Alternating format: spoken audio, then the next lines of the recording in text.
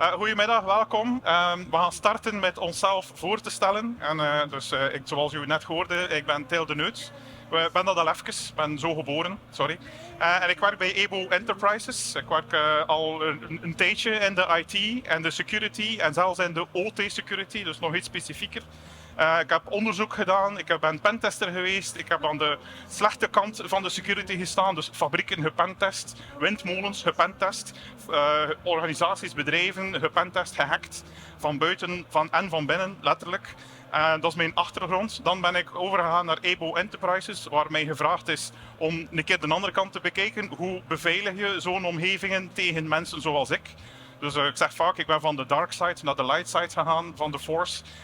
Dus nu ben ik daar aan het ontwikkelen van ja, hoe hou je zo'n dingen tegen.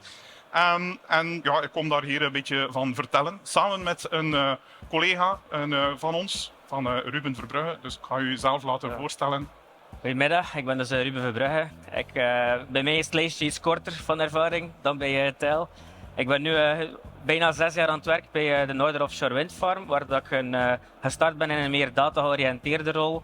En waarbij dat ik langzaam door de noodzaken van cybersecurity en alles die gaande is, de laatste jaren ben ik daarin gegroeid in cybersecurity en is dat een groot stuk van mijn functie die ik nu vervul bij Noorder.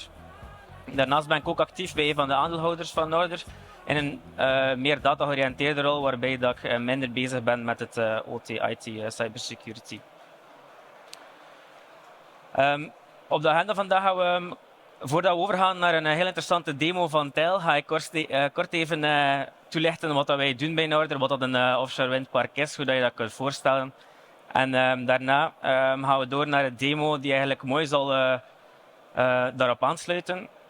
En daarna gaan we nog even dieper ingaan op hoe dat je een dergelijke omgeving eigenlijk kunt gaan verdedigen en hoe dat je dat praktisch kunt aanpakken. Dit is een foto van ons windturbinepark op de Noordzee. Hier zie je centraal het substation. En Noorder, het project Noorder heeft eigenlijk 2 aandeelhouders. Heeft ooit gestart met 3 aandeelhouders. Maar toen Mitsubishi zich teruggetrokken heeft, zijn we naar 2 aandeelhouders overgegaan. 50% van het park is in handen van Eneco en 50% van Elisio. En hier zien we eigenlijk hoe dat je dat op de Noordzee kunt oriënteren. Rechtsboven hebben we eigenlijk een grafiek waarbij dat je de verschillende parken die op onze Noordzee gelegen zijn kunt zien. En het dichtste park in het roze daar is Noorder. Noorder is nog steeds, als je kijkt naar de individuele parken op onze Noordzee, het grootste park op de Noordzee, dus we mogen daar nog altijd trots op zijn. We hebben 44 turbines, elk verbonden aan 4 stuks verbonden per string, dus dat komt op 11 strings die eigenlijk naar een centraal punt gaan, ons OHVS, wat ons Offshore High Voltage Substation is. Links onderaan heb je wat meer een indicatie van hoe groot dat nu eigenlijk is, want alle foto's die je ziet op zee heb je natuurlijk geen referentiepunt van een huis of iets anders om je voor te stellen. Dus we hebben eigenlijk 44 turbines, 264 machines van Vestas met een spanwijdte van 164 meter en een hoogte van 180 tip height, waarbij het nacelle eigenlijk ongeveer op 100 meter zit. Onze structuren van de turbines zijn eigenlijk monopaalstructuren en onze exportkabel die komt eigenlijk aan land in Zeebrugge, waar de energie op het net wordt gestopt. Hier zie je nog wat statistieken over in het verleden hoeveel dat offshore wind in België eigenlijk telt. Nu, aan een offshore windinstallatie zijn er wel specifieke risico's verbonden die al dan niet ook in andere organisaties en bedrijven van toepassing zijn. En hier zijn er een paar van opgesomd. We zitten eigenlijk met een heel uniform landschap. Als je een bedrijf hebt die bijvoorbeeld al enkele jaren meegaat, die ik zeg maar iets 30 jaar op de markt staat en die hebben fabrieken gebouwd in de laatste 30 jaar, dan zal de fabriek van 30 jaar geleden niet meer hetzelfde zijn als de fabriek die je vorig jaar gebouwd hebt naar componenten en installatie. Bij ons is dat eigenlijk helemaal anders en je kan eigenlijk die turbines zien als 44 energiefabriekjes die eigenlijk uniform zijn, die eigenlijk bijna identiek uitzien, wat dat zorgt voor extra risico's dat we moeten mitigeren. Daarnaast zitten we ook met, die turbines zijn gebouwd niet door ons, maar door Vestas. En zij hebben daar eigenlijk een onderhoudscontract. En dat houdt eigenlijk in dat zij hun eigen vendor-managed netwerk hebben, wat dat ook extra risico's met zich meebrengt. Dan hebben we een centraal punt. Ik denk dat dat vrij duidelijk is als je vanuit een centraal punt naar land vertrekt met je energie, dat je eigenlijk met een kritische node zit dat goed moet beschermd worden. En daarnaast hebben we eigenlijk doordat windenergie heel veel onderzoek, er komt heel veel onderzoek bij windenergie, die eigenlijk ons toelaat om te gaan kijken, ja, die turbines, gaan die na 10 jaar nog recht staan of gaan die beginnen rusten? En doen we heel veel onderzoek op condition monitoring, op optimalisatie. En daarvoor maken wij gebruik van verschillende partners, onder andere universiteiten, die dan hun specifieke IoT-sensors gelijkwaar willen installeren. Dus dat brengt ook extra risico met zich mee. En dan denk ik niet dat ik jullie moet uitleggen dat als je een windturbinepark op de Noordzee hebt, waar dat nogal het weer niet altijd optimaal is, dat er ook daar naar incident response of zelfs gewoon maintenance extra zaken in rekening moeten gebracht worden. Dan zijn de risico's zoals in iedere modern bedrijf die er zijn naar remote access. Al die partners waar wij mee samenwerken, die willen remote access krijgen. Mensen van thuis willen aan hun assets raken. En wij hebben eigenlijk alles gedaan om zoveel mogelijk die toegang te gaan beveiligen en te gaan toesnoeren. Met eigenlijk als doel een impenetrable fortress te creëren binnen Norther. En dit is eigenlijk waar je naartoe wil gaan als organisatie. Eigenlijk heb je hier een hele mooie tekening die eigenlijk duidelijk maakt dat als je een bedrijf of een windturbinepark zit zoals wij, dat je eigenlijk een soort kasteel probeert te bouwen waarbij je eigenlijk meer dan 1 laag van cybersecurity gaat proberen in te bouwen om zo eigenlijk een aanvaller te gaan vertragen en het zo moeilijk mogelijk te maken. Natuurlijk, het start eigenlijk, we kunnen over heel veel topics dieper ingaan, maar een van de belangrijkste topics is eigenlijk dat je moet netwerkvisibiliteit hebben. En ik denk dat de demo daar straks heel duidelijk gaat in zijn, want bijvoorbeeld tijdens de demo gaan we geen besturingssysteem aanraken, dus een geavanceerde XDR of een antivirus mag nog zo goed zijn als dat je wilt. Het is niet altijd voldoende om je omgeving te beschermen. Dus zijn we eigenlijk een paar jaar geleden begonnen met heel veel projecten uit te rollen. We zijn eigenlijk een 3-tal jaar geleden gestart met een kleine netwerkarchitectuurwijziging. We hadden het geluk dat onze netwerkarchitectuur vrij nieuw was en dat we dus eigenlijk niet heel brusk hebben moeten ingrijpen in onze huidige omgeving. We hebben toen ook een eerste Guardian geplaatst in onze substation. En dan zijn we langzaam doorheen de verschillende projecten gegaan. We zijn daarna ook een dedicated OT-VPN beginnen opzetten, een jump server. En samen beginnen werken met de derde partijen om uit te leggen hoe werkt dat, hoe gaan we daar nu mee aan de slag gaan, hoe gaan jullie nu connecteren, wat zijn de spelregels om te connecteren, wat loop je over een SSL-VPN, wat loopt er over een site-to-site en dergelijke zaken. Dan hadden we eigenlijk gemerkt dat we heel veel gekeken hadden in het verleden naar OT en alles wat ons kritisch netwerk was eigenlijk, maar dat we eigenlijk iets te weinig deden met IT-security. We zijn maar met 20, dus dat was een mindere noodzaak bij ons. En dan zijn we toch daar ook een versnelling hoger bij inschakelen met wat extra tooling om eigenlijk ons toe te staan extra monitoring op te zetten. Dan zijn we eigenlijk vorig jaar gestart met in het OT-SOC te enrollen, waarbij dat we ook nog uitbreiding gedaan hebben van een tweede Guardian in ons serverlokaal in Zeebrugge. En ook een edge-node op ons kantoor die eigenlijk al die info voedt naar het SOC samen met heel wat andere logs.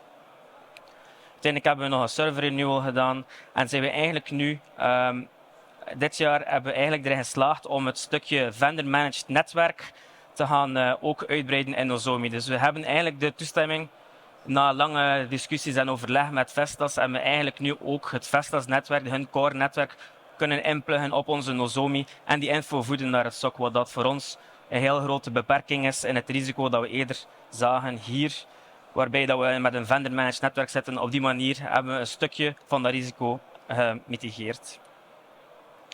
Hier zie je nog een keer een mooie grafiek dat we samen met EBO heel hard nagedacht hebben over hoe dat we eigenlijk de netwerktrafiek moeten opsplitsen in de verschillende doeleinden van die netwerk. We hebben IoT-sensors die via een bepaalde weg lopen, maar we hebben andere wegen voor bijvoorbeeld een guest-netwerk. Ga je niet te diep op ingaan. En uiteindelijk is het dus de bedoeling dat je op die manier probeert door verschillende tooling te gaan gebruiken aan je bescherming van je kasteel probeert te werken en dat je op die manier eigenlijk een impenetrable fortress probeert te krijgen door eigenlijk met verschillende tools te werken.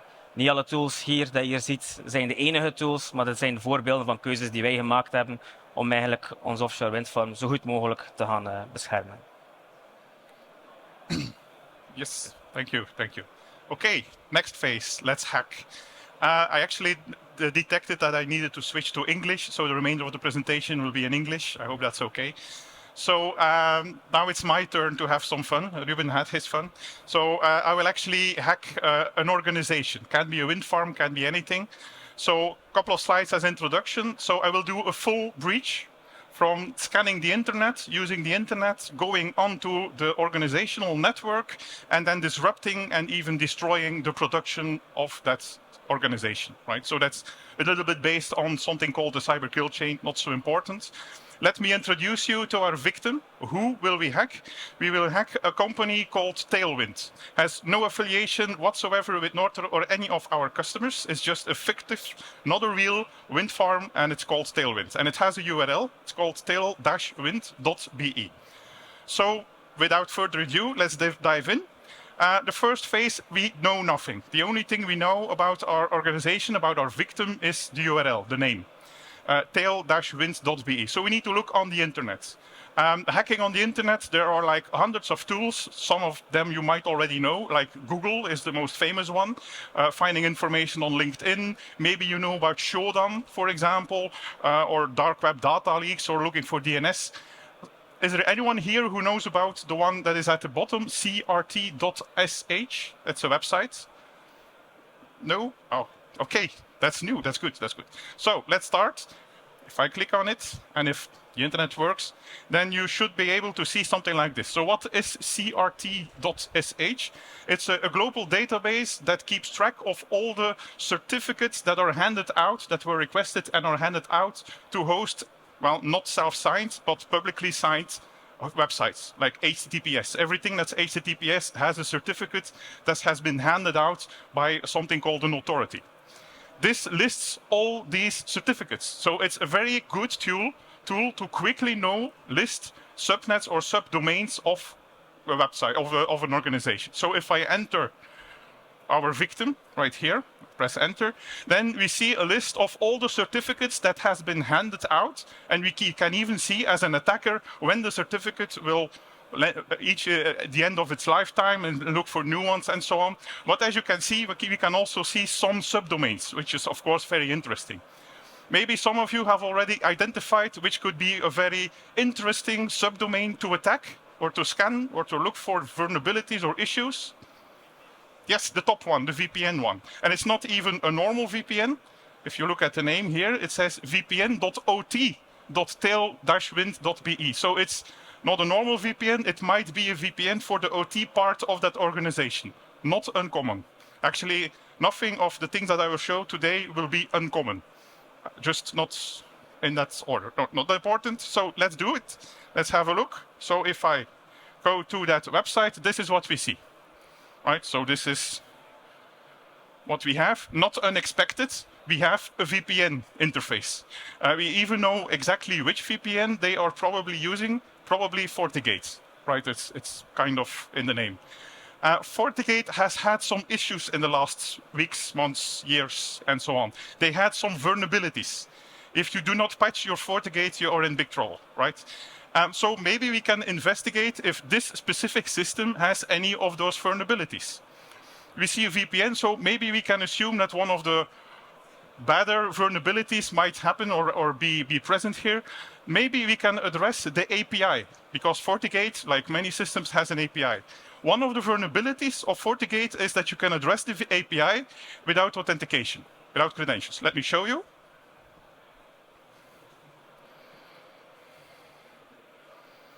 That's the testing.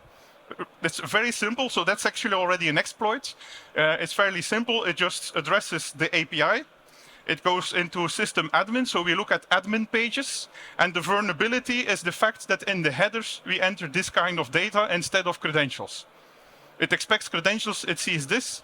If I now see something called success, which we see, that means that this system is vulnerable. So we have a vulnerable FortiGate device.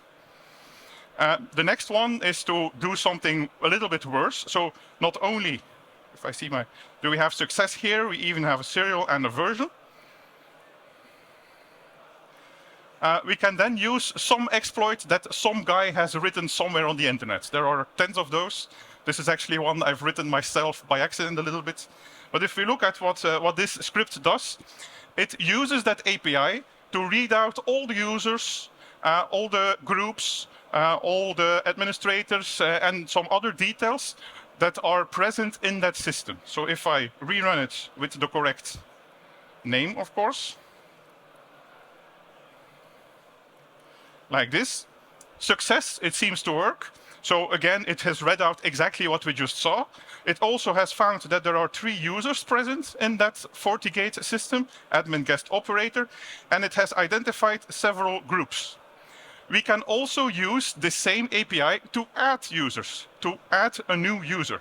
We can add it as a super admin, but maybe if we want to gain access to the environment, to the organization, maybe we don't even need super admin. Maybe we can get access via VPN. So are there any of these groups that might be useful to add a user to? So we cannot only add a user, we can also add it to a certain group.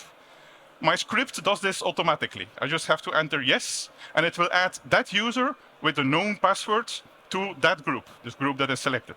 Let me maybe first show you that it's real.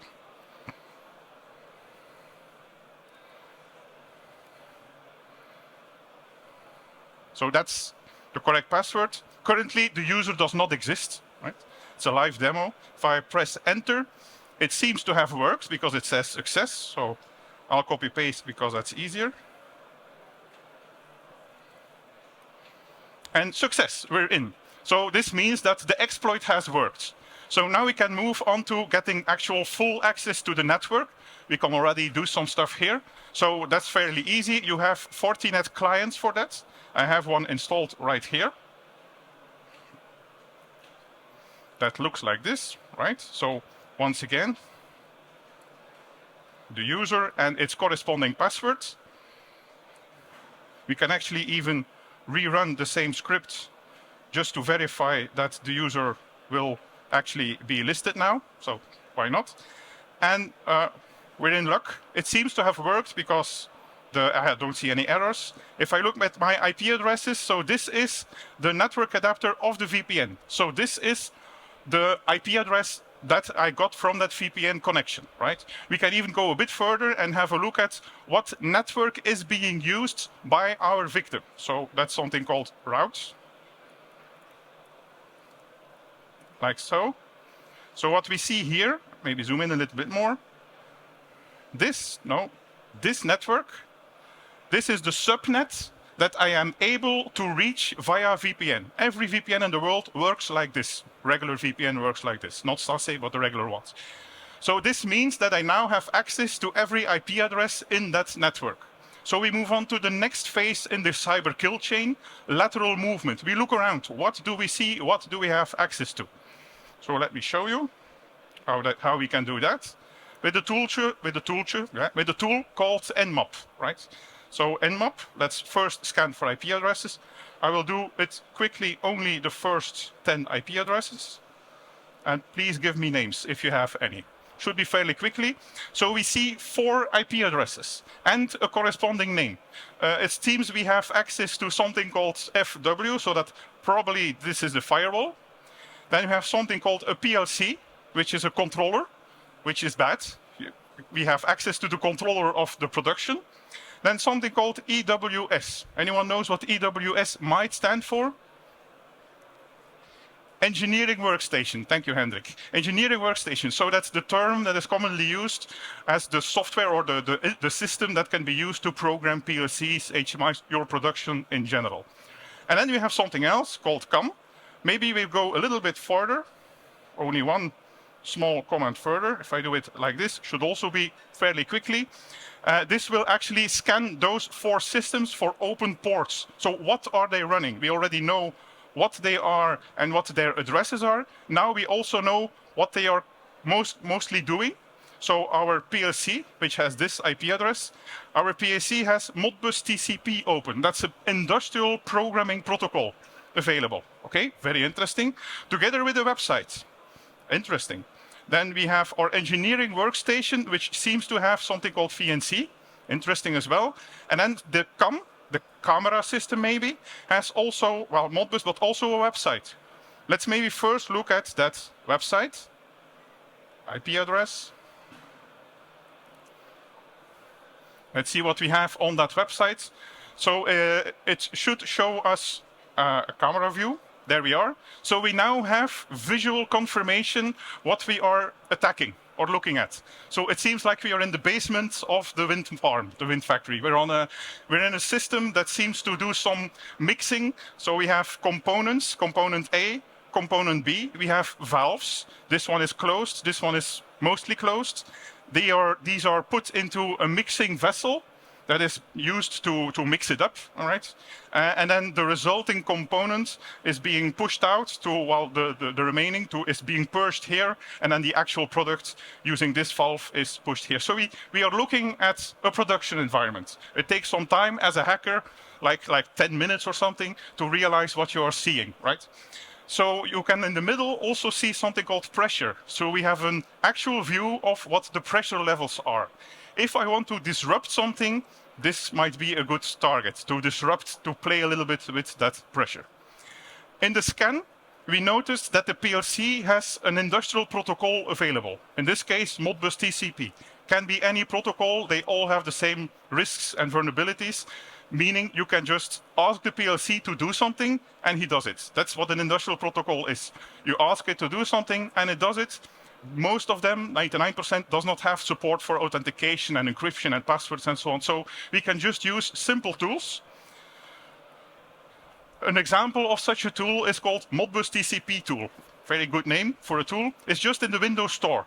I didn't have to look far. It's a Windows Store tool. Actually pretty interesting. So this is how it looks like. Let's zoom in a little bit. So I can connect with the PLC. Our PLC should be, if I type correctly, that .2 at the end. So this is our PLC. We connect, and maybe we can read out registers, which works, right? As you can see, we can see values of the PLC. So I have to click on read, and then you will see them moving around. So we are now live looking at the values coming from the PLC. If we want to disrupt, we have to write. Maybe we can write. Let's have a look. We can write maybe a coil. So let's see, I know by looking a little bit longer that maybe coil 40 might be interesting. Here we can address them or change them. It's currently 0. If I put it to 1, and we have a look here, what I actually have done is opened up this valve, closed this valve, and as you can see, the pressure is dropping, and it will stay, it keeps dropping. So we have now disrupted the production. If I don't do anything, then this will just hold all production. That's already not so good, right? Maybe let's fix this, because that will not permanently disrupt production.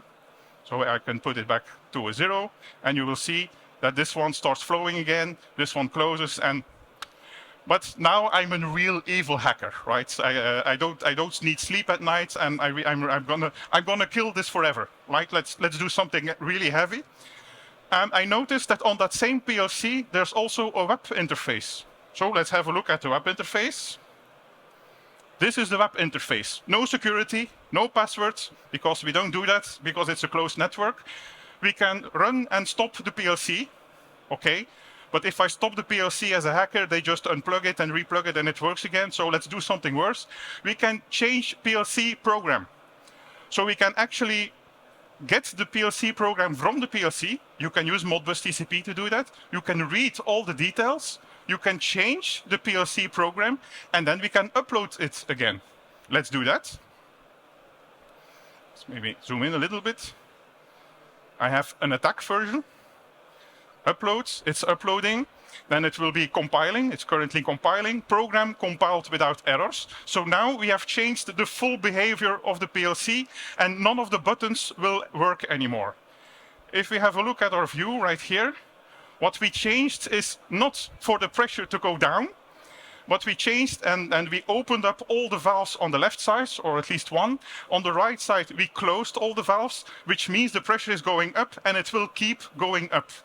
Now, that tank is actually built to sustain a certain level of pressure, and that certain level of pressure might become too much. So what will happen if that tank actually is overflowing with pressure? As you can see, it starts to misbehave, let's say. So if we let that run for a couple more seconds, we might see that we actually interrupted the production rather permanently, let's say, right? So we did some permanent damage. That's the full hacking demo in like 10 minutes. In real life, it takes maybe 20 minutes, right? So it's not realistic. But the way I did it is extremely realistic, I can tell you that. So furthermore, and maybe most importantly, in that entire process, the internet, the firewall, and then looking for systems on the network, and then addressing the systems, I did not pass a single Linux or Windows system. So like my colleague already said, an antivirus on a Windows in that system or an XDR on a Linux in that environment will not see a lot of things happening. Maybe the Nmap, if you're lucky, the scan, that is also scanning Windows systems, maybe it will be detected there, but actually an antivirus or an extended detection and response tool, XDR, or Microsoft's Defender will not see or not fix anything on this, right? So we need something else. And that's the next phase of the presentation. Like this. Okay, defending a wind farm. So how do you fix this? How can you make this a little bit more graspable, right? So, well, I like to always show this slide at least, and also have a look at the, okay, a bit faster maybe. Defense in depth, don't stop at single layers. Do not say we have backup, so we don't need antivirus. We have antivirus, so we don't need any network monitoring, things like that. So we need all these layers. So defense in this case, industrial security, industrial defense starts with detection. You need to first know what you have, see what you have, monitor what is happening. So if I go from the bottom up, the last two attacks I did, disrupting the production and scanning the network, we can fix that with scanning, with noticing with a network monitor, right? So it means that we are deviating from a known baseline. And network monitoring is a very interesting tool. It is a tool that will take a picture of your network and will know all the details in that network. It will know that the HMI connects to your PLC every 20 seconds and that your historian is doing a backup every 2 hours. And any deviation of that baseline, it will tell you that something is going on in the network. A hacker connects and starts scanning the network, it will notice that. How does it do that? This is an example of a network. You just plug in a device at a certain location, a strategically chosen location. In this case, we have put it at one of our core switches, for example. It will detect every single packet that passes through that core switch, and then it puts that in a baseline. This is the baseline, for example. A list of assets, all your assets that it sees, are of course also listed. Vulnerabilities are also listed. It even goes into detecting what variables, so what process variables are normal in that system. It even detects the fluctuations of the parameters in those variables. So if that variable reads out data between 40 and 60, for example, it will keep that track and keep that as part of the baseline. And then, of course, comes the hack, because this is a normal view. When I start to connect, the first thing I do as a hacker is connect, which means I have a new IP address, a new MAC address, a new device. If I configure it correctly, my device, my Nozomi, my network monitoring tool will actually already detect that we have a new node, so a new device in an environment where you don't expect a new device. So that's why we have this 9 out of 10. It even has the label because it asks for IP addresses and so on. It detects that completely passively. It does not add anything to the network. It just reads the network. So this is part one of the attack. Then, of course, this is the new nodes, as you can see. Then, of course, we start scanning the network. So the device sees new scan was made by this device, and it does this and that. And then, of course, I start disrupting the process, which is the next one. You can see here that it shows you new variable right here. So it sees that we are changing stuff. And even if we start stopping and starting OT devices, it can detect that as well, because it looks inside the protocols themselves as well. So that's the first phase, only a couple of slides left. Then the enumeration and attack. So this is gaining access to the industrial network. So how did we do that? In this case, I exploited a vulnerability on the firewall. So this is that phase. I exploited a vulnerability on the firewall. That vulnerability that I exploited has been fixed 2 years ago. So it's it's a relatively old vulnerability. Vulnerabilities you should patch. But the problem with this is if tomorrow there's a new vulnerability and maybe there's no patch and you are still attacked, you will not know it, right? Because I'm just doing something. So my message or my idea here, instead of hunting for exploits, instead of looking for that vulnerability that might be there or not and look for vulnerability exploit code, maybe we can look for what the hackers do once they have exploited a system. And that's mostly, 90% of the cases, exactly the same. They add users, they change passwords, they change users to put in other groups, they install keys, SSH keys or other keys, they install a backdoor, they do more or less the same on the system. They want to get access to the system and then sell that access. That's the indicator of compromise there, is adding a user in my case, for example. So what do we do? We actually look at all the log files that are coming from all the firewalls. In that log files will also be a message that user has been added. Those log files are added into our SOC. That's what our SOC does. This is a screenshot of our SOC. Everything that we have being alerted from our network monitoring is also in our SOC. As you can see there, OT device stop. So we have a single pane of glass that takes in everything from network monitoring, but also, for example, system events from vCenters or Fortinets. In the case of this demo, it was actually this alert or incident that we saw. There was a user being added called Jules Crapule.